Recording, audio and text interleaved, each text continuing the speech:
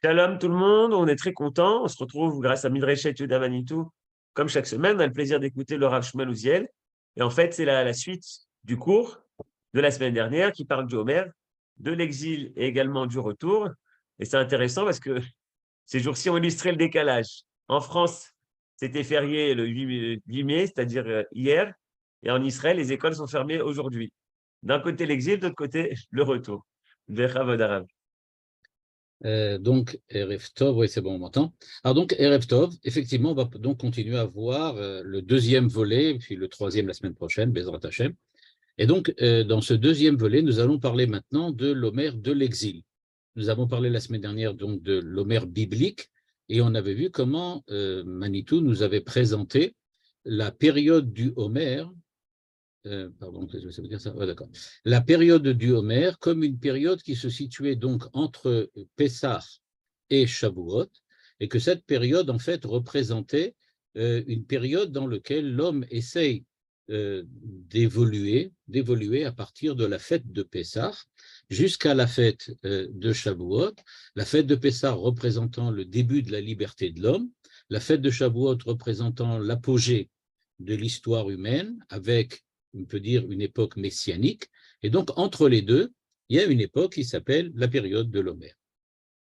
Et il nous avait donc parlé du don de la Torah et de la liberté. C'est comme ça qu'il avait présenté, donc, dans cette période biblique, l'Homère, c'est la période qui va donc de la liberté à la, on peut dire, la réussite, l'apogée de cette liberté, en ce sens qu'elle est véritablement réalisée grâce à la Torah. Maintenant, nous allons parler de la période de l'Homère de l'exil, et je vais vous montrer tout de suite le texte de Manitou. Dans ce texte, comme vous allez le voir, eh bien, Manitou essaye de nous donner véritablement une seconde période, de nous présenter une seconde période. Et voilà ce qu'il nous dit. C'est donc tout naturellement dans la période de l'Homère que l'âme juive expérimente le caractère périlleux qui s'attache à l'aventure humaine. Comme il nous l'avait expliqué la semaine dernière, eh bien, durant la période qui va depuis le fait que Dieu octroie à l'homme la liberté jusqu'à la période dans laquelle l'homme arrive, en fin de compte, à expérimenter cette liberté de telle façon qu'elle puisse amener à l'avènement d'un homme parfait, d'un homme qui soit l'homme de la morale, eh bien, donc, il dit, entre-temps, l'âme juive expérimente le caractère périlleux qui s'attache à l'aventure humaine. C'est-à-dire qu'on a véritablement ici un homme qui est un homme aventurier. Il s'agit véritablement pour l'homme, non seulement de vivre sa propre vie, mais il doit faire des choix, il doit effectivement essayer de devenir un homme parfait, l'homme que Dieu attend de voir réussir. Et donc, il s'agit d'une véritable aventure. Je rappelle qu'André Neher, dont nous allons parler bientôt, André Neher parlait d'un pari, le fait de parier dans la vie. Nous parions. Est-ce que véritablement faut-il être sioniste? Faut-il monter en Israël? Faut-il respecter la Torah, etc. Tout ça, ce sont des paris. Il n'y a pas de certitude. Il y a véritablement un engagement personnel. Et donc, nous dit-il, l'âme juive expérimente une aventure périlleuse. On peut rater, on peut réussir, et parfois on tente et ça ne marche pas.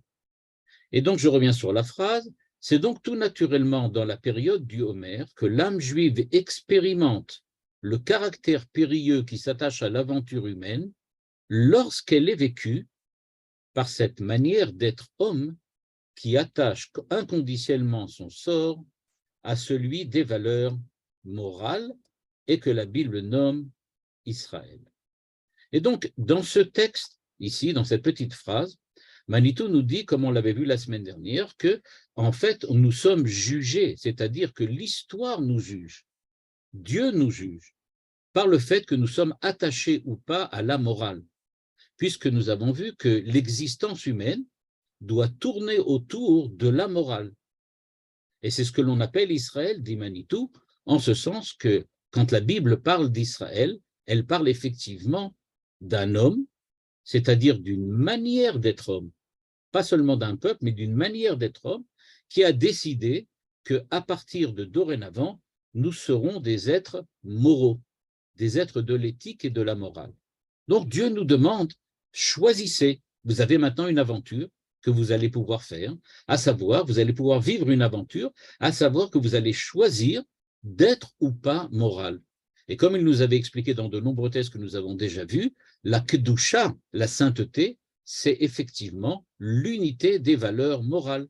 Il s'agit donc de récupérer cette moralité et d'en faire une manière d'être homme, que les hommes soient définitivement moraux pour amener à la réussite de l'humanité et à, on peut dire, beaucoup plus que la réussite de l'humanité, en ce sens qu'il s'agit véritablement de réussir aussi cette mission divine qu'Israël a à accomplir et cette humanité de l'homme qui est celle que Dieu attend de voir réussir à exister dans le cadre de l'histoire humaine. Cette petite phrase va nous arrêter un petit moment maintenant, parce que cette phrase, autant elle est petite, autant elle comporte beaucoup d'informations qui sont pour nous extrêmement importantes. Alors je vais revenir sur la phrase encore une fois, je vais la relire pour qu'on soit bien cru. C'est donc tout naturellement dans la période de l'Homère que l'âme juive expérimente, vous voyez la notion d'expérience, le caractère périlleux qui s'attache à l'aventure humaine, expérience, aventure, lorsqu'elle est vécue par une manière d'être homme, ça c'est souvent, Manitou parle d'une identité comme une manière d'être homme. L'identité juive, l'identité d'Israël, c'est une manière d'être homme qu'on appelle juif, une manière d'être homme qu'on appelle hébreu, une manière d'être homme qu'on appelle Israël, qui s'attache inconditionnellement son sort à celui des valeurs morales et que la Bible nomme Israël. De quoi fait ici allusion, ou à quoi, pardon, fait ici allusion Manitou? Alors, je voudrais dire tout de suite qu'il se trouve que Manitou, ici, nous sommes en 1970, il vient de monter en Israël, depuis 2 ans, donc il est en Israël, et donc, il, ici, nous donne une définition de ce que c'est Israël, pas moins que cela. Il nous donne une définition de ce que c'est Israël. Et quand nous regardons cette phrase de Manitou, nous voyons que la définition d'Israël, c'est quoi? C'est l'âme juive qui expérimente l'aventure humaine parce que cette aventure est vécue par une manière d'être homme qui s'attache aux valeurs morales. Eh bien, il se trouve qu'il y a 2 grands penseurs, j'aurais pu dire énormes, parce que nous allons voir des pensées qui sont énormes, en ce sens qu'elles sont véritablement fondamentales, mais en 1970, il y a 2 grands penseurs qui se trouvent dans l'espace intellectuel de Manitou, en dehors évidemment, je ne parle pas évidemment des sources juives, je ne parle pas évidemment des sources comme la Kabbalah, je ne parle pas des sources comme la Gemara, le Midrash, le Maharal, ça c'est clair, on voit bien que Manitou baigne dans cette atmosphère et on va voir par la suite que le Maharal est franchement cité. Mais il y a aussi quand même 2 auteurs qui sont là derrière, on peut dire, en arrière-plan de ce que Manitou écrit ici, et qui nous semble, ou qui me semble en tout cas, être beaucoup plus présents que cités. Manitou ne les cite pas, mais ils sont quand même là, ils sont présents. En effet, on va voir qu'il y a 2 penseurs qui auraient pu écrire cette phrase. Ils auraient pu utiliser exactement la même phrase, avec des connotations un petit peu différentes, et c'est justement ça qui va m'attirer ici aujourd'hui. C'est-à-dire que quand je lis cette phrase, eh bien, peut-être par habitude, ou peut-être parce que simplement j'ai eu l'occasion de les rencontrer, ça me fait penser à 2 autres auteurs. Et je parle de Jean-Paul Sartre et d'Emmanuel Lévinas. Dans cette phrase, Manitou n'est pas loin de Sartre, il n'est pas loin de Lévinas, mais il n'est ni Sartre ni Lévinas. Mais c'est quand même important de le remarquer, parce qu'on va voir que, en fait, ce que dit ici Manitou a des éléments, on peut dire qu'on comporte des éléments qu'on va retrouver à la fois chez Sartre et chez Lévinas, pas les mêmes d'ailleurs, et justement, ce qui va nous permettre de montrer, de placer, de positionner Manitou par rapport à ces 2 penseurs qui sont des penseurs qui étaient extrêmement présents dans le monde intellectuel français et on peut dire même dans le monde intellectuel mondial à l'époque. En effet, quand on regarde cette phrase, je la reprends juste en soulignant les mots qui maintenant sont importants pour moi. Quand on regarde cette phrase dans laquelle il est écrit, je reviens, l'âme juive expérimente. un caractère périlleux et une aventure humaine. Ben ça, c'est Sartre, pas moins que là. Expérimenter, périlleux, ça veut dire danger. Une aventure humaine, c'est-à-dire qu'on n'est pas du tout sûr que ça va bien finir.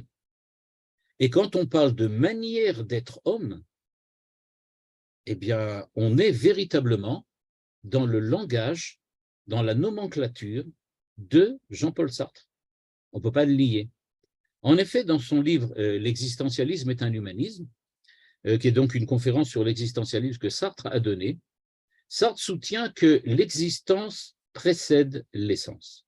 Qu'est-ce que ça veut dire? Que chaque individu doit se créer lui-même, il doit créer sa propre essence en choisissant activement les actions qu'il accomplit et les valeurs auxquelles il adhère.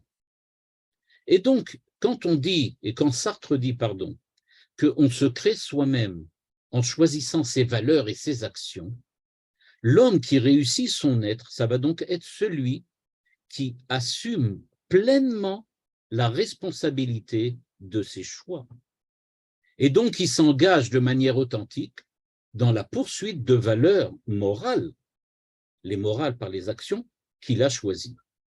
Et donc, on revoit bien, si je reprends encore maintenant la phrase de Manitou, vous m'excuserez si j'y reviens souvent, c'est pour bien montrer à quoi je fais allusion ici, eh bien, l'âme juive expérimente le caractère périlleux de l'aventure. On voit bien ici qu'il s'agit d'un caractère périlleux parce qu'il s'agit de responsabilité, de choix. Nous avons le choix entre différentes valeurs, nous avons le choix entre différentes actions et nous avons l'envie, le désir d'effectivement de choisir, de prendre position, c'est-à-dire de prendre nos responsabilités. Notamment parce que nous voyons une manière d'être homme. Qu'est-ce que c'est une manière d'être homme? Une manière d'être homme, dans le langage de Sartre, c'est le fait de choisir ce que je veux faire. Je me définis, moi, mon essence, on pourrait dire, mon essence humaine, elle se définit comme ma manière d'être homme, la façon dont j'agis, la façon dont je choisis. Et on s'attache effectivement aux valeurs morales. Donc, on voit dans cette définition d'Israël apparaître en filigrane clairement quelque chose qui rappelle, et pas plus seulement que rappelle, Jean-Paul Sartre. C'est-à-dire que Manitou se positionne ici par rapport à Sartre. Je vais continuer un petit peu à essayer d'expliciter ce que dit Sartre pour qu'on voie plus clairement où effectivement Manitou se pose et où effectivement il refuse de se poser. Donc cette phrase de Sartre, donc, il y a donc une liberté, c'est effectivement un terme que Sartre utilise tout le temps, la liberté. Et je rappelle que Manitou, dans cette phrase-là, n'en parle pas, mais il en a parlé précédemment quand il a parlé de Pessah. Je vais vous remonter aussi la petite phrase de Manitou, parce qu'elle aussi, elle est importante. Il nous dit, quand il parle de Pessah, qu'effectivement, nous sommes sortis d'un endroit dans lequel nous avons reçu la liberté. Regardez ce qu'il dit, par exemple, entre les deux étapes de la renaissance d'Israël se situe un temps d'épreuve. Là, on peut dire, on est effectivement dans l'espace sartrien, un temps d'épreuve. Et voilà maintenant ce qu'il dit ici. Pessah est le jour de la libération physique et matérielle. D'autre part, c'est le moment de la promotion spirituelle, l'accès à son identité spécifique. Donc, on voit bien que durant ces périodes-là, de Pessah jusqu'à Shavuot, on parle bien, dans le cadre de ce que dit Manitou, d'une période dans laquelle nous acquérons la liberté et que cette liberté, en fait, nous permet d'arriver et de se réaliser dans le 50e jour, qui est le jour de Shavuot. Donc, l'âme juive expérimente, ça s'attache à l'aventure, c'est une manière d'être homme qui, effectivement, est liée à la liberté. Mais la liberté, ici, Manitou ne la cite pas directement, mais elle est là, elle est présente en filigrane par derrière. Donc, l'homme est libre de se définir comme il l'entend, mais cette liberté va donc impliquer une responsabilité immense. Pour Sartre, la liberté de choix, donc, implique responsabilité. Chacun est responsable de ses choix. Il faut savoir assumer les conséquences. Et donc, la conscience de cette responsabilité individuelle est angoissante. Elle peut quelquefois mettre l'homme face à son propre destin, face à la solitude, face à l'isolement, d'où le caractère aventureux de cette période de l'Homère dont nous parle Manitou, et donc de cette période de liberté. Et donc, quand Manitou parle de liberté, quand Manitou parle de choix, en fait, dans la liberté, grâce à la liberté, on entend bien des échos de ce que Sartre disait à la même époque dans sa propre philosophie. Peut-être que la différence, et pas seulement peut-être, mais la grande différence que nous allons voir maintenant entre Manitou et Sartre, elle se situe justement dans la petite phrase que Manitou, dans l'expression que Manitou dit, quand il parle de s'attacher inconditionnellement aux valeurs morales. S'attacher inconditionnellement aux valeurs morales. Qu'est-ce que ça veut dire? Eh bien, pour Sartre, il s'agit simplement de choisir des valeurs qui donnent un sens à ma vie. Regardez bien, il ne s'agit pas de s'attacher aux valeurs morales de la Torah, il ne s'agit pas de s'attacher aux valeurs morales de la morale kantienne ou de la morale chrétienne ou de la morale juive. Il s'agit de s'attacher aux valeurs morales qui donnent un sens à ma vie. Parce que chez Sartre, il s'agit évidemment de prendre l'existence et d'en transformer cette existence en une véritable identité, une réalité de ce que je suis, de ce que je représente. Et donc, je dois les défendre. Je dois défendre les valeurs pour lesquelles j'ai choisi. Mais non pas de valeurs en tant que telles, autres que le fait que je les ai choisies. Il ne s'agit pas du tout de l'unité des valeurs, c'est-à-dire essayer de choisir tout à la fois. Il s'agit uniquement de choisir ce qui, moi, personnellement, me crée. Et donc, je ne me soumets pas du tout aux valeurs de la société, aux valeurs d'une certaine autorité, par exemple Dieu, par exemple la Torah, par exemple l'unité des valeurs. Mais je choisis les miennes en toute liberté, mais aussi en toute responsabilité. Pour Sartre, donc, ce que nous voyons, c'est que les valeurs morales ne sont pas des normes fixes et universelles, mais elles sont créées par l'individu qui est justement en quête de liberté, en quête de signification, en quête d'identité et de sens. Elles sont tout le temps remises en question pour Sartre, réévaluées, et donc, d'une certaine façon, elles sont soumises à l'évolution de ma conscience. On voit là la différence énorme, on pourrait dire presque abyssale, entre Sartre et Manitou. Manitou ne parle pas du tout donc de se créer soi-même par mes valeurs ou par les valeurs que j'ai choisies. Mais il dit au contraire, il n'y a pas de valeurs négatives, il n'y a pas de valeurs qu'il faut rejeter. Il faut au contraire toutes les prendre. Je n'ai pas le choix. Le choix que j'ai, c'est d'adhérer globalement à la moralité, globalement aux valeurs. Mais je ne peux pas choisir une valeur particulière. Je vais devoir m'attacher à toutes les valeurs, quelles qu'elles soient, parce qu'elles sont toutes conformes à la volonté de Dieu. Et donc, l'engagement de l'individu pour Manitou ne peut se réaliser vraiment que s'il accepte de réaliser son être authentique ou l'accepte de réaliser sa vie, son existence, dans le cadre de l'ensemble de l'unité des valeurs, en n'en rejetant aucune. Alors que pour Sartre, la réalisation de soi se fait par un choix délibéré, choix qui n'est jamais fixe, choix qui n'est jamais définitif, d'une partie, d'une certaine, et peut-être même que d'une infime partie des valeurs. Donc on voit bien la différence entre Sartre et Manitou, mais on voit aussi la ressemblance. La terminologie que Manitou utilise, et on peut dire l'espace à la fois littéraire et à la fois de pensée dans lequel il évolue, nous rappelle très fermement l'espace de pensée de Sartre. Je ne veux pas dire à l'opposé de Sartre, mais dans une toute autre dimension, évolue Emmanuel Lévinas. Pour Emmanuel Lévinas, ce que l'on met en avant, c'est la moralité. Or, là aussi, et c'est intéressant de le dire, pour Lévinas, la morale, elle se situe dans l'expérience humaine. Et pour Lévinas, l'existence humaine est caractérisée par une tension constante entre la liberté individuelle et la responsabilité morale. Il y a une tension permanente. Je suis libre, mais je suis responsable.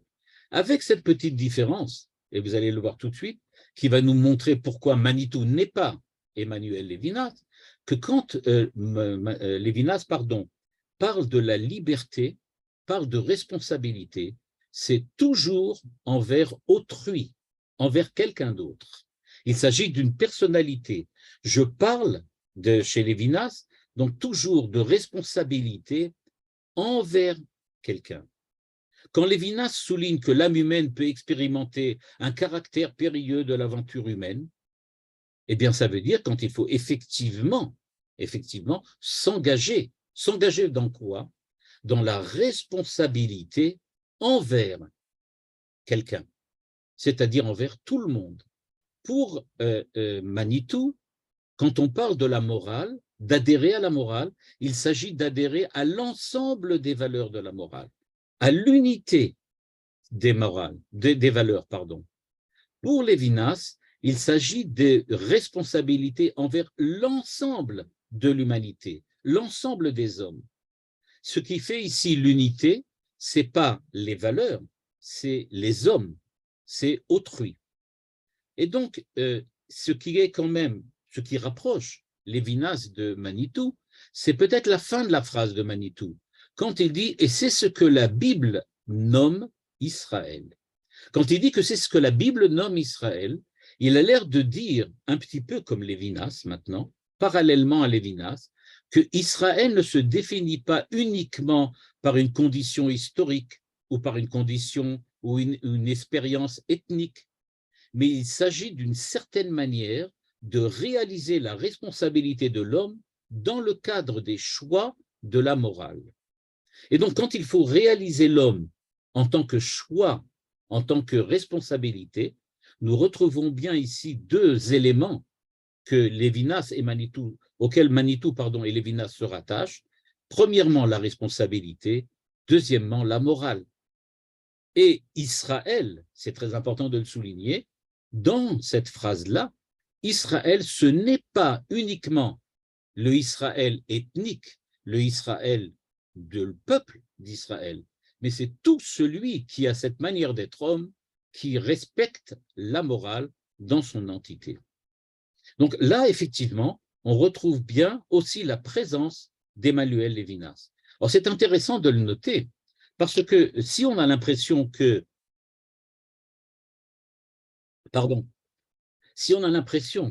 Manitou, effectivement, prend sa source dans la Kabbalah, prend sa source dans le Midrash, dans le Maharal, dans toutes les sources juives, il prend peut-être sa source là-bas, mais comme un arbre, il pousse, ses racines sont effectivement dans le monde de la pensée juive, le monde de la Kabbalah, le monde du Midrash, le monde de la Torah chez Béal Pé et de la Torah chez Birtav, mais j'aurais pu dire l'arbre Manitou pousse avec des feuilles, avec des branches, avec des fruits et des fleurs, qui, elles, se situent dans l'espace libre où on retrouve Sartre et Lévinas.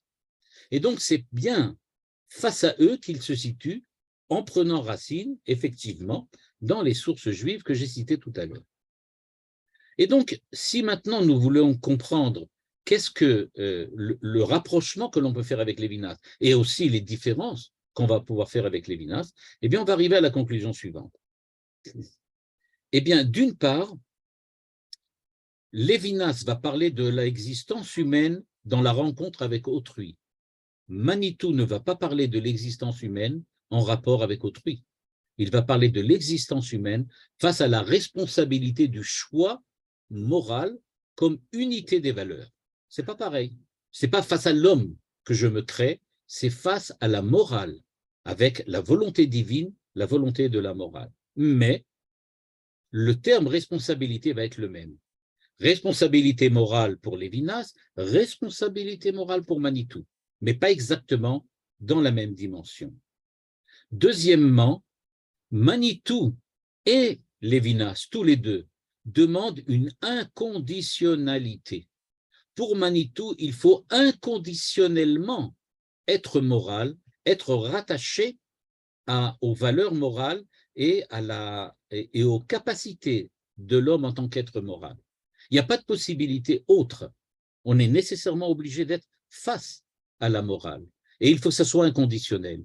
De la même manière, Lévinas disait, quand je vois ma responsabilité morale envers autrui, eh bien cette responsabilité morale, elle doit être telle que je dise à l'autre, vous passez devant moi, passez avant moi.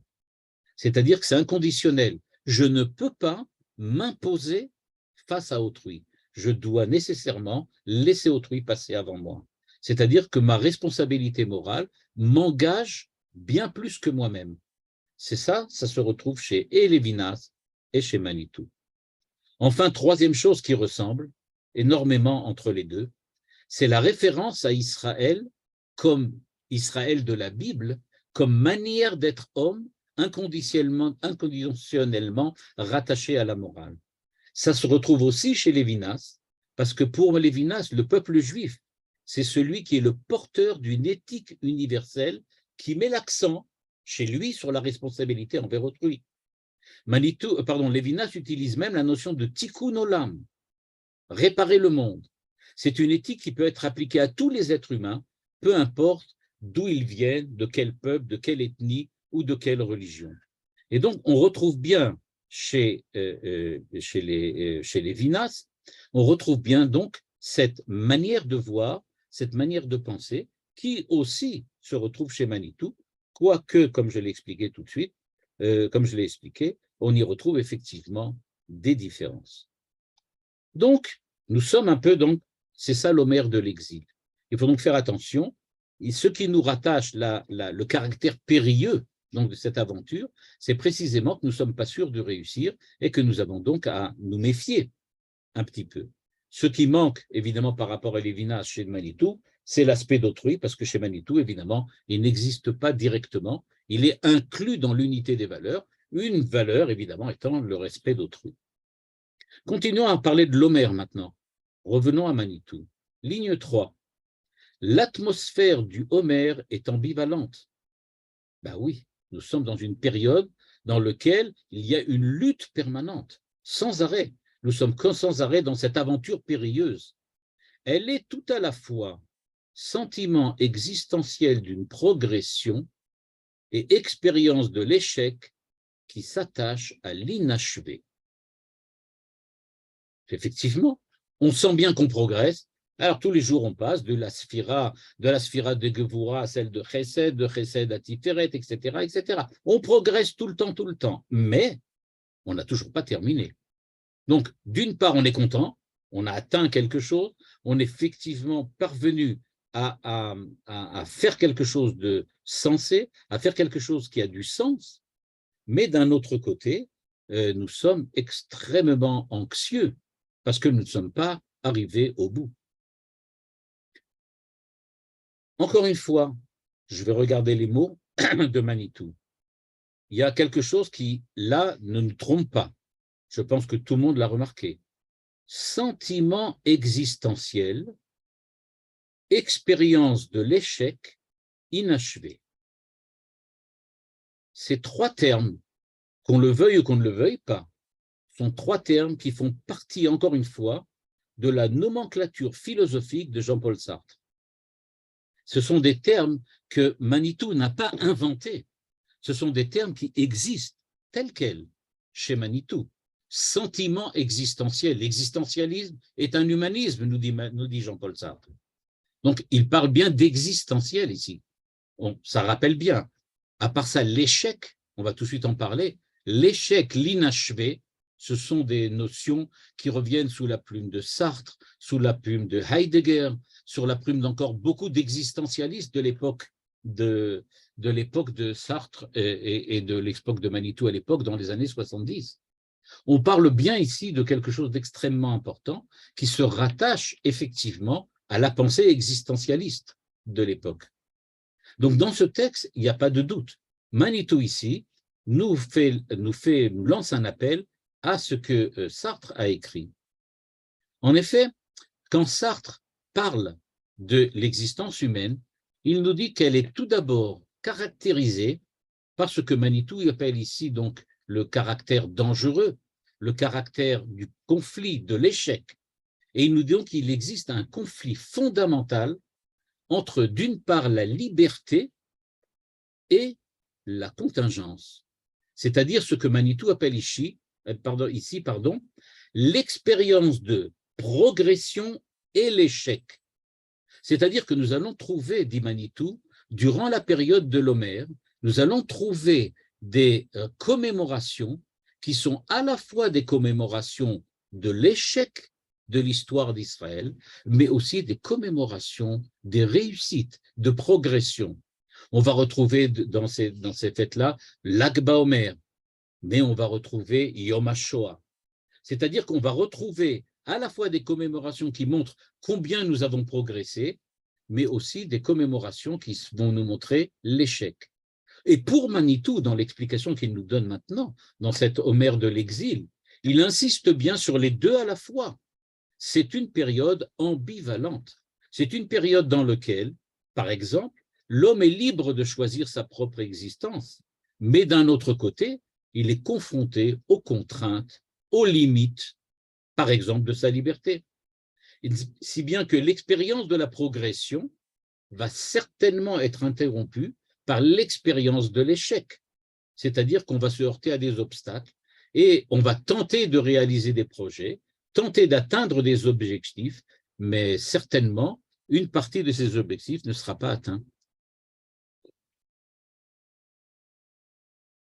Nous sommes pris de ce point de vue-là, et c'est encore une expression de Sartre, entre deux choses qui sont en permanence, nous maintiennent en tension, c'est-à-dire que, d'une part, il y a ce qui est notre propre intériorité, ce qui est notre propre vie personnelle, ce qui est notre propre manière d'être homme, et il y a évidemment ce qui est face à nous. C'est-à-dire qu'il y a un ensemble de choses qui existent indépendamment de notre conscience humaine trop humaine. Nous ne pouvons pas tout le temps nous mesurer au monde uniquement par le fait que nous choisissons. Il y a un certain nombre de limites que nous ne pouvons pas passer outre. Et donc cette cette tension va donc contribuer chez nous à l'ambivalence de l'existence. D'une part, nous allons véritablement créer notre propre existence, créer notre propre manière d'être homme, mais d'un autre côté, nous allons devoir nous confronter à une existence objective qui nous dépasse largement. Et donc, d'un certain point de vue, l'ambivalence de notre existence va venir du fait que nous sommes tout le temps à la fois face et à la fois contre le reste de l'existence, le reste du monde qui nous est imposé, que nous le voulions ou non. C'est ce que dit ici Manitou. Je reprends maintenant cette petite phrase qu'il nous dit. L'atmosphère du Homère est ambivalente. Sommes-nous joyeux pendant la période de l'Homère? Ben oui, puisqu'il y a l'Ag BaOmer, il y a Yom Yerushalayim, il y a Yom Ha'atzmaut. Donc c'est clair, on va être joyeux. Ah oui, mais attention, dans cette même période, il y a Yom HaShoah, il y a Yom HaZikaron. Donc c'est pas joyeux. Alors c'est joyeux ou pas? Eh bien c'est comme l'expérience de l'existence humaine. L'existence humaine, elle n'est pas joyeuse. Qu'est-ce qu'elle est? Ambivalente. C'est ça l'atmosphère. Nous avons un sentiment que nous progressons dans la vie, ça nous rend joyeux. D'un autre côté, nous sommes bien sûr pas arrivés encore à Shavuot, nous sommes encore dans l'inachevé, et donc nous sommes encore face aux échecs. Dès lors, dit Manitou, ligne 4, on comprend pourquoi la tradition juive décidera très tôt d'y situer liturgiquement le commencement de l'exil qui s'achève dans les temps présents et qui a débuté en Judée à la destruction par les Romains du second État juif il y a 2000 ans. Nous allons effectivement parler de la galoute. Nous allons parler de l'échec, donc, de l'indépendance d'Israël de l'époque. Nous allons dire, oui, effectivement, il y a de quoi pleurer. Il y a la guerre des Romains c'est effectivement une période de deuil durant laquelle nous pleurons d'une certaine façon l'échec total de la période du Second Temple, durant laquelle les Talmidim de Rabbi Akiva ont été massacrés et durant lequel les Romains ont définitivement détruit l'indépendance d'Israël. C'est à compter de ce temps-là que la période du Homer prend l'aspect d'un deuil. Ce deuil rappelle de façon plus particulière la destruction de l'armée de Bar Kokhba, formée en majeure partie, on le sait, des disciples de Rabbi Akiva. Donc c'est par cela que ça commence. Nous commençons tout de suite, après Pessah, par une période de l'Homer, qui est une période qui prend l'aspect d'un deuil. Parce que il y a cette catastrophe qui a représenté pour les Juifs, dit Manitou, la perte de la dernière chance d'indépendance nationale à l'époque de l'impérialisme romain. Donc, pourquoi ça commence par un deuil?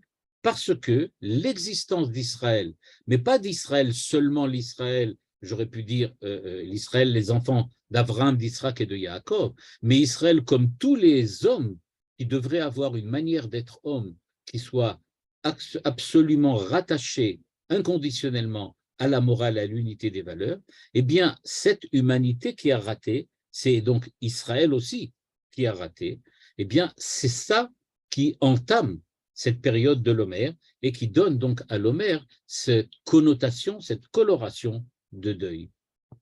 Et donc, nous dit Manitou dans une phrase extrêmement importante, l'exil des Juifs après la destruction du second royaume de Judée se présente comme un long Homère qui durerait 2000 ans.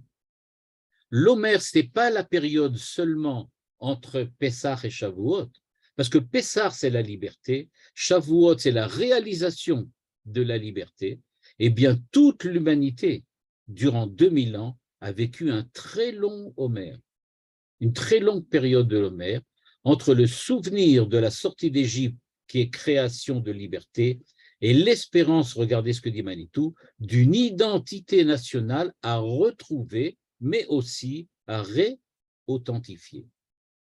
Donc, il va s'agir pour nous maintenant, pas seulement de retrouver position, mais se réauthentifier. Il faut que l'homme maintenant puisse se replacer de façon, j'aurais pu dire, positive, face à l'identité qu'il veut véritablement réaliser. Il faut savoir que nous voulons véritablement redevenir ce que nous avons été. D'où l'importance de cette identité nationale, cette essence dont parlait Jean-Paul Sartre quand il disait que l'existence précède l'essence. J'aurais pu dire d'une certaine façon que quand Manitou dit que la période de l'Homère précède Shavuot, eh bien il s'agit de l'existence qui précède dans le temps l'essence, l'identité nationale, qui est à la fois à retrouver, parce que c'était celle que nous avions à la sortie d'Égypte, mais elle est à réauthentifier, parce qu'entre-temps, on a passé la période de l'exil et qu'il va falloir récupérer cette identité en la recréant véritablement d'une façon qui soit adaptée à une personne, à un homme, à une identité qui a déjà passé 2000 ans d'exil. Toutefois, dès l'origine de cette tradition, il nous est indiqué que les signes d'achèvement du deuil sont aussi donnés pendant l'Homère. Il y a des réussites, dit Manitou. Il y a aussi la possibilité d'en terminer. Ce n'est pas quelque chose de définitif, ce n'est pas une fatalité. Le 33e jour, en effet, l'Akba Omer, en relation avec la mort de Rabbi Shimon bar Yochai, maître du Zohar, le deuil est suspendu. Cet événement, qui est appelé mariage, est considéré comme un signe de l'intervention de la Providence en faveur d'Israël. En effet, ce jour-là, le massacre de Rabbi Akiva avait été interrompu. Des enfants de Rabbi Akiva, des élèves de Rabbi Akiva, pardon, a été interrompu. Donc, ce que l'on voit ici, nous dit Manitou, c'est que c'est ambivalent. D'une part, c'est clairement 2000 ans d'exil, 2000 ans de souffrance, 2000 ans d'échec, mais pas d'échec parfait, pas d'échec total, pas d'échec absolu. On n'a pas complètement raté. Il y a des réussites. D'où la Iloula, le mariage. On retrouve la présence de Dieu et nous nous retrouvons aussi face à Dieu. Et c'est pour ça, dit Manitou, on ne peut manquer de voir là une préfiguration étonnante des jours nouveaux du calendrier israélien qui se situent tous jusqu'à présent dans la période de l'Omer. C'est-à-dire que donc, Yom Yerushalayim, Yom HaAtzmaut, tous les deux, ce sont 2 jours qui viennent dire, regardez les réussites de cette période. Il va en parler ensuite. Mais donc, ce sont des jours qui viennent nous montrer que, regardez, en fait, il n'y a pas de différence sur le fond entre Lag BaOmer et Yom Yerushalayim, entre Lag BaOmer et Yom HaAtzmaut. Tous les 3 ensemble préfigurent, nous dit-il, la véritable rédemption, la véritable Géoula qui va intervenir plus tard, celle de Shavuot. Mais elles sont déjà là. Il y a déjà des réussites, et ces réussites, elles sont définitives, elles sont rattachées. Comme on l'avait vu la semaine dernière, quand Dieu a créé le monde, il a dit Yom HaShishi vaychulu hashamayim ba'aret. Le 6e jour ont été terminées l'œuvre de la création du ciel et de la terre. Et le Midrash de dire de quel Yom HaShishi il s'agit, du 6 Sivan, du jour de Shavuot. C'est le jour de Shavuot, quand tout aura réussi, que la création du monde sera vraiment terminée. Ça veut dire que tout ce qui passe entre-temps, ce sont des étapes, comme nous avait dit Manitou maintenant, une progression petit à petit. Il y a eu des réussites. Il y a eu des réussites, pas la réussite définitive, mais des étapes extrêmement importantes de cette réussite. Lorsqu'on sait à quel point la prérogative de l'alliance de sanctification d'Israël par la Torah consiste dans ce pouvoir qu'a Israël de fixer les fêtes, des moments et des rendez-vous avec le Créateur qui sont signes d'alliance, eh bien, nous dit-il, regardez, il se trouve que durant la période de l'Omer, comment fait-on pour commémorer les réussites? Eh bien, on le fait précisément en créant des jours de commémoration. C'est ça, montrer qu'on a réussi. C'est être capable de créer des jours de fête durant la période de l'Omer. Et quand l'histoire, on peut dire, la Hashgacha, la providence divine, nous a amené à créer Yom Yerushalayim, Yom HaAtzmaut, durant de la période de l'Omer, ce n'était pas du tout un hasard. C'était parce que précisément, nous avons repris notre identité, ce que Manitou avait placé, notre identité nationale, nous l'avons reprise, nous l'avons réauthentifiée grâce au fait que nous avons créé des fêtes durant cette période. La création des fêtes, c'est ça qui montre que nous sommes sanctifiés par la Torah et que nous sommes capables maintenant, grâce à la sanctification de la Torah, Asher Kideshanu b'mitzvotav, eh bien, parce que nous sommes resanctifiés par la Torah, nous sommes capables maintenant de créer des moments durant lesquels nous allons rencontrer Dieu, des moments qui sont des signes d'alliance, durant lesquels nous allons véritablement montrer que ce sont des moments de réussite. Comment voyons-nous que nous avons réussi? Parce que nous avons été capables de créer Yom Yerushalayim, parce que nous avons été capables de créer Yom HaAtzmaut. Et c'est pour ça qu'il dit, et bien qu'un certain nombre de milieux extrémistes, bon, évidemment, il parle ici du monde Haredi, pas globalement, mais une partie importante du monde Haredi, qui conteste aux autorités contemporaines.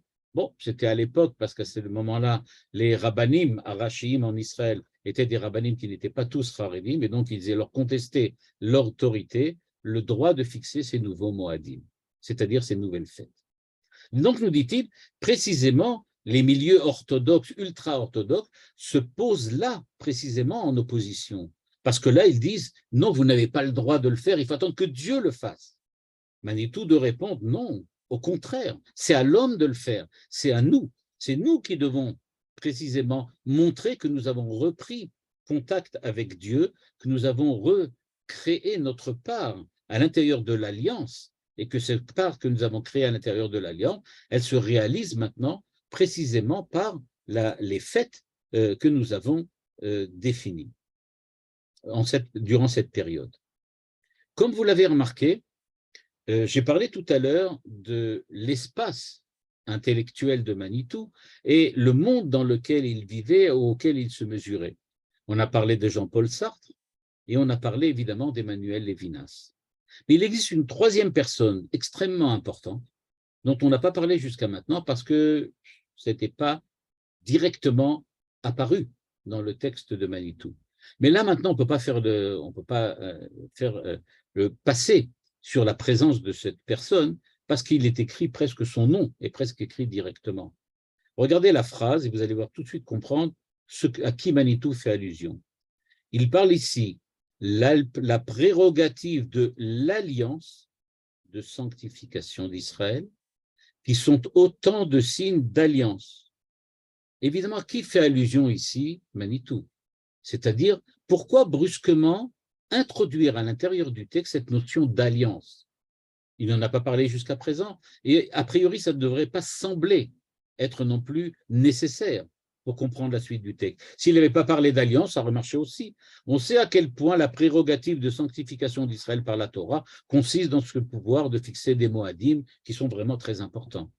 Maintenant, il veut parler de rendez-vous avec le Créateur, alliance, prérogative de l'alliance.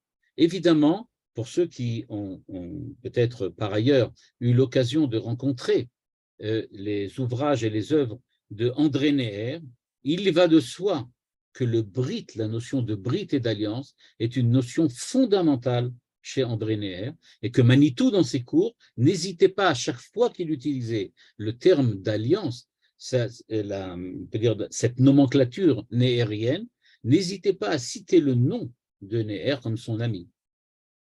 Et donc, disait-il, quand il parle d'alliance, c'est évidemment à André Neher qu'il fait allusion ici. Et donc, ce qui est extrêmement intéressant dans ce texte de 1970, c'est de voir que ce qui est présent à l'esprit de Manitou, c'est à la fois la pensée de Sartre, la pensée de Lévinas et la pensée de André Neher. Mais avec cette différence que lui, il fait une espèce de synthèse de tout ça, avec les différences qu'il a avec chacun d'entre eux, parce qu'il n'est évidemment pas d'accord avec chacun d'entre eux. Mais il n'en demeure pas moins qu'il les cite et qu'il en tire véritablement j'aurais pu dire la quintessence ou la substantifique moelle très célèbre de Rabelais. Donc, ce que fait ici Manitou, c'est de rappeler que André Neher, à l'époque, avait souligné dans nombreux de ses ouvrages l'importance de l'alliance entre Israël et Dieu. Notamment, le fait que la Torah, pour André Neher, et donc ici pour Manitou aussi, c'est donc une alliance de sanctification. En effet, les fêtes nationales religieuses qu'on a fixées donc durant la période de l'Homère, eh bien, ces fêtes nationales, elles ont effectivement la possibilité, la capacité de nous rapprocher de Dieu et de renforcer notre relation avec lui. Comme vous le voyez dans le texte ici, Manitou le dit pratiquement directement. Il y a une prérogative de l'alliance, on parle de sanctification, fixer des moments de Moadim, c'est-à-dire des moments de rendez-vous avec le Créateur. Il s'agit donc véritablement de prendre rendez-vous, d'être avec lui, d'être en relation avec lui. Et donc, c'est vrai que du point de vue de la pensée de André Neher, et que Manitou reprend ici, l'alliance est donc un espèce de contrat mutuel entre Dieu et Israël. Dieu s'engage à protéger le peuple d'Israël, nous dit Neher, le guider sur le chemin de la justice, de la sagesse, de la sainteté. Et d'un autre côté, Israël s'engage à suivre les commandements de Dieu et évidemment à vivre selon le principe de la Torah, selon la morale et la kedusha, afin véritablement de créer, comme il nous l'a dit, une manière d'être homme qui soit inconditionnellement rattachée à la morale d'Israël. Et donc cette notion d'alliance est fondamentale. Elle explique pourquoi, en fait, d'une part, nous avons été choisis par Dieu, mais d'autre part, et donc nous sommes appelés à vivre selon la morale, mais d'autre part, nous avons aussi à nous rattacher à Kadosh Baruch Hu par l'intermédiaire des fêtes, par l'intermédiaire de l'étude de la Torah et par l'intermédiaire, évidemment, du comportement moral définitif que nous devons avoir et que nous devons acquérir. Pour peut-être terminer sur cette notion là d'alliance, remarquez que Manitou termine ce paragraphe sur l'Homère de l'exil en disant « Il n'en reste pas moins qu'à l'échelle collective, nous assistons à une remise en marche du calendrier des remémorations qui correspond précisément à la résurrection d'Israël de la Bible. » C'est-à-dire que pour Manitou, le retour de l'exil, la création de Yom HaAtzmaut, de Yom Yerushalayim, c'est le retour à l'hébraïsme, on peut dire, à l'homme qui était hébreu. Et donc, la force, j'aurais pu dire ici, de Manitou, c'est précisément de repérer parmi les auteurs que j'ai cités, aussi bien Sartre, Lévinas que André Neher, de découvrir là-bas des éléments qui permettent de comprendre d'une façon plus moderne, plus actuelle, ce que la Torah, la Kabbalah, le Torah Sheba'al Peh, le Midrash a déjà enseigné depuis des générations, mais sans jamais altérer le sens profond de ce que la Torah nous dévoile, mais qui nous permet d'expliciter certains éléments de façon plus claire. Et c'est ce qui fait la force ici de Manitou, dans ce petit passage sur l'Homère de l'exil, quand il décide ici de montrer clairement que être dans une période ambivalente, être durant l'Homère, c'est-à-dire être présent dans l'histoire humaine, ça demande à la fois de se mesurer avec le monde dans lequel nous vivons et à la fois de savoir aussi en tirer une quintessence qui puisse nous permettre d'évoluer vers ce qu'il appelle ici l'unité des valeurs et la réussite de l'homme. Donc, aussi bien au niveau du contenu que de la forme, on voit comment Manitou nous montre, dans cet exemple même, dans ce petit passage, que être dans cette ambivalence, ça ne veut pas dire rejeter tout, mais ça veut dire savoir justement repérer ce qui est indispensable pour nous dans le cadre de notre évolution personnelle. La semaine prochaine, on verra ici ce que vous voyez devant vous, c'est l'Homère du retour, et on verra donc effectivement ce qui s'est passé quand nous sommes revenus sur la terre et que effectivement nous allons devoir comprendre l'ensemble des fêtes et du déroulement de la période de l'Homère entre Pessah et Shavuot.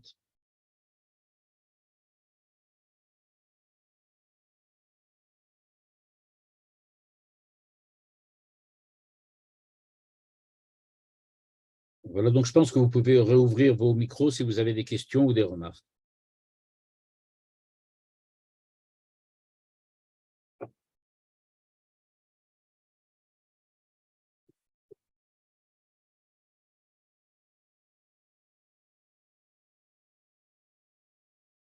Vous arrivez à parler ou ou c'est bloqué?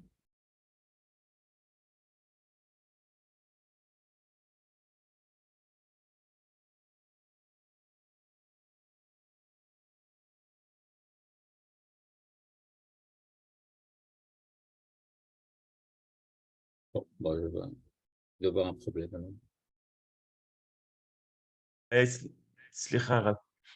Ah, c'est bloqué. Ah, d'accord, j'entends. Ouais, vous pouvez ouvrir le micro. Alors moi, je voulais seulement dire que je suis époustouflée par votre capacité de jongler entre Sartre, Lévinas et Manitou, et c'est difficile un peu à suivre, mais c'est époustouflant. Ah, merci beaucoup. Bonjour, désolé pour ma voix, elle est comme ça. Vous arrivez à m'entendre? On vous entend très bien, on vous entend Parfait. très bien. Quand vous dites que tant pour Manitou que pour Lévinas, l'autre passe devant moi, il y a quand même une différence majeure. C'est que pour le Manitou, c'est fonction de la réciprocité, alors que pour Lévinas, la réciprocité n'est pas imposée. C'est clair, c'est clair. Comme j'ai dit, pour Lévinas, la priorité, c'est toujours l'autre. Ce que j'avais essayé de montrer, ce qui est inconditionnel, c'est la présence de l'autre pour Lévinas, c'est-à-dire la présence de l'autre qui s'impose à moi. Alors que pour Manitou, ce qui est inconditionnel, c'est mon attachement à l'unité des valeurs. C'est ça qui m'est imposé. Ce qui m'est imposé, c'est de ne pas accepter une seule valeur ou plusieurs valeurs ensemble, c'est d'accepter l'ensemble des valeurs d'une manière unité. d'une façon unitaire. Il dit c'est ça la grande différence entre les deux. Et donc c'est pour ça que ce n'est pas du tout le même monde, j'aurais pu dire spirituel. Ils sont complètement différents de ce point de vue-là. Et lorsque Sartre dit que l'existence précède l'essence, j'ai envie de dire que l'essence, il faut que ce soit un mot au pluriel, les essences, parce que son essence à lui et celle de n'importe qui d'autre, c'est pas la même. Celle que je construis. Et on peut même aller plus loin, comme j'ai essayé de le montrer tout à l'heure, où j'ai fait une allusion, c'est que chez Sartre, il n'y a pas une essence, mais c'est une essence en permanente évolution, et que à l'intérieur même de chacun d'entre nous, il y a des essences, c'est-à-dire qu'il n'y en a pas du tout. En fait, il n'y a pas d'essence chez Sartre. Il n'y a que des existants. Là, il faudrait rechercher, je n'ai pas tellement le temps d'en parler, mais il faudrait rechercher chez Nietzsche cette idée-là, l'idée de généalogie face à l'idée de théorie, dans lequel chez Nietzsche, on retrouve effectivement, déjà à l'époque de Nietzsche, cette idée-là qu'il n'y a pas d'arrêt et il y a une critique, une autocritique infinie qui ne peut jamais s'arrêter. Et donc, c'est pour ça qu'il ne peut pas avoir d'essence. C'est quelque chose que Sartre a retrouvé chez Nietzsche.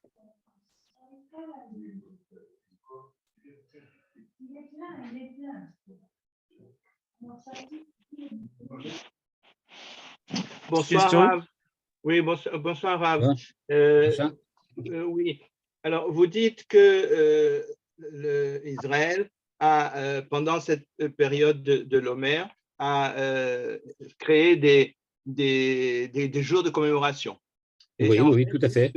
Ce sont des moadim, des jours de rendez-vous. Or, on a fait aussi Yom HaZikaron, ce n'est pas une fête. Exactement, exactement. C'est une très bonne remarque et c'est ce que Manitou va expliquer dans la troisième partie, dans laquelle il va expliquer qu'il n'y a pas que des réussites, il y a aussi des échecs. Et donc, il dit Yom HaZikaron, Yom HaShoah, etc. Ce sont une partie des échecs de l'évolution, de la progression. Et donc, il dit c'est pour ça qu'on va en rappeler, mais il va montrer que sur le Yom HaZikaron, il y a une différence. Ce n'est pas un échec comme les autres, c'est autre chose. C'est une dimension, troisième dimension. Ça, on le verra la semaine prochaine, Bezrat Hashem. Et donc, ce n'est pas des rendez-vous avec Akadosh Baruch Hu. Ici, c'est un rendez-vous. C'est un rendez-vous avec Akadosh Baruch Hu. C'est aussi un rendez-vous. Ah bon? Alors, on le verra la semaine prochaine, effectivement. Okay. C'est aussi un rendez-vous. Toda Rabba. Vakasha. Bonsoir, Rav. Bonsoir. Je voudrais reparler des 24 000 élèves de Rabbi Akiva. Oui. On dit qu'ils ont été décimés par une maguefa, oui. Mais on dit aussi que c'est des guerriers, c'est des combattants de Bar Korba. Tout à fait, effectivement.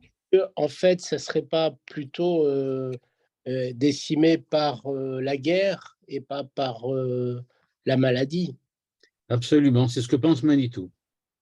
Manitou pense qu'en fait, quand on parle ici qu'ils ont été décimés, Maguefa, la Maguefa, ce n'était pas une maladie, mais c'était le fait qu'ils aient participé à la révolte de Bar Korba, comme on le voit dans un Midrash, dans une Gemara, pardon, dans lequel on dit que Rabbi Akiva, et même le Rambam le rappelle, il dit que Rabbi Akiva a marché aux côtés de Bar Korba en tant que par respect et pour l'honneur de Bar Korba, en disant qu'il a une possibilité d'être le Mashiach. C'est-à-dire que Rabbi Akiva a reconnu dans Bar Korba la possibilité, l'éventualité d'être le Mashiach, donc c'est l'éventualité d'être une époque messianique, et c'est pour ça que ces élèves ont participé activement à la guerre de Bar Korba. Et d'où effectivement cette Maguefa, ce massacre qui a eu lieu quand les Romains ont réussi effectivement à battre et à gagner la guerre contre Bar Korba. Ce qu'on appelle Donc, il y avait possibilité de Mashiach, mais exactement. Réalisé. C'est ce qu'il disait, c'est ce que dit le Rambam, si je ne m'abuse. Les termes du Rambam, c'est Dima Sheu Mashiach. Il a vu la possibilité que ça ressemblait au Mashiach. C'était quelque chose de messianique. Il y avait véritablement dans cette révolte une velléité messianique. Bon. Ce qui est intéressant là-dessus, c'est de dire qu'ils sont morts par la Askara, qu'on traduit par diphtérie. Or, en arabe, le mot militaire, c'est Askar. C'est la même racine, Askara, Askar. Et par conséquent, ça renforce l'idée. Que ça peut être, effectivement. On voyait beaucoup d'éléments comme ça, par exemple. Je sais que c'était quelque chose que Manitou avait aussi cité souvent dans ses cours, que durant la Haggadah de Pessah, on parle souvent que les élèves de Rabbi Akiva sont venus les voir en disant Rabotenu Igia Zman Kriyat Shema Shel Shacharit, pour leur dire que c'est le truc. Et donc, la question était de savoir comment se fait-il qu'eux-mêmes ne se soient pas rendus compte que le matin était arrivé. Et une des explications, ce serait de dire qu'en fait, ils étaient cachés dans une caverne quelconque là-bas dans la région, parce que, comme tous les soldats de Bar Korba, ils ne pouvaient pas se permettre d'être dans les villes visibles. Et donc, ils étaient cachés. Et donc, ils n'avaient pas la possibilité de voir s'il faisait jour ou nuit. Et ce sont les élèves qui gardaient à l'extérieur, qui faisaient attention que les Romains ne viennent pas s'infiltrer dans la caverne en question, qui sont venus leur annoncer que c'était fini, que la nuit était finie.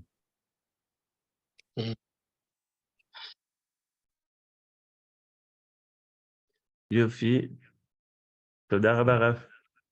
Kol Tov.